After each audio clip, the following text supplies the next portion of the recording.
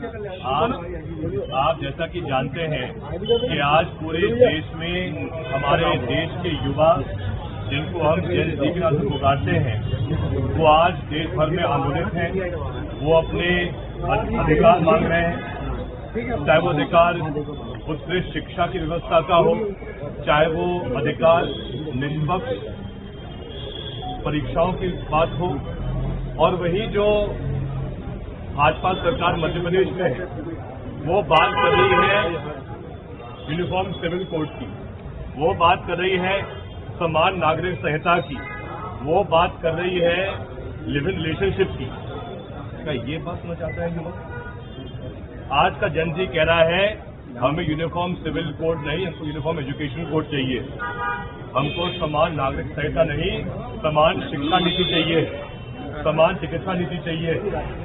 आज देश का युवा ये मांग करता है कि आखिर ऐसा क्या कारण है कि पिछले 12 साल से जब से भाजपा सरकार देश में है, सीबीएसई का पेपर लीक हुआ, नीट का पेपर लीक हुआ, पीएससी के पेपर लीक हो रहे हैं पूरे देश भर में। क्यों? क्योंकि नेशनल टेस्टिंग एजेंसी में भाजपा सरकार ने एक ऐसे आदमी को बिठाया है जो पहले मध्य प्रदेश में भी थे, पीएससी के हेड, तब पेपर लीक करवाया था, फिर छत्तीसगढ़ में थे, वहां पेपर लीक करवाया था, और अब देश में उनको पुरस्कार और सम्मानित किया है एनटी का अध्यक्ष बना के। तो आप कल्पना करो, इतना बड़ा पाप भाजपा सरकार कर रही है जिसके माध्यम से जो निर्दोष युवा है उनका शोषण किया जा रहा है। कल हमारे जननायक, हमारे देश के नेता राहुल गांधी जी पहुंचे थे प्रधानमंत्री जी के आवास पर, और वो एक ही मांग कर रहे थे कि आखिर ऐसा क्या कारण है कि माननीय प्रधानमंत्री जी डर रहे हैं युवाओं के हित में चर्चा करवाने से। लेकिन जब राहुल जी वहां पहुंचे तो उनको भी स्वीकारना पड़ा कि नहीं, हमको इस पर चर्चा करवानी पड़ेगी। आज मैं जबलपुर हाजिर हुआ हूं। आज के दिन 22 तारीख को कांग्रेस पार्टी पूरे देश भर में 100 से अधिक शहरों में पूरे देश भर में छात्रों की गूंज का आयोजन कर रही है। सबसे पहली हमारी मांग है, जो राहुल जी लगातार कह रहे हैं कि शिक्षा मंत्री धर्मेंद्र प्रधान जी को तत्काल इस्तीफा देना चाहिए।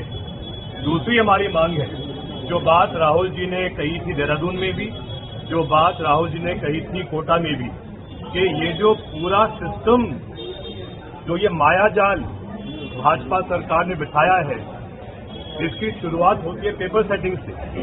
पेपर सेटिंग से लेके पेपर प्रिंटिंग से लेके पेपर का ट्रांसपोर्ट और एग्जाम सेंटर तक, ये जो 4 अलग अलग चरण हैं एक परीक्षा के, इन चारों चरणों का निजीकरण भाजपा सरकार ने किया है।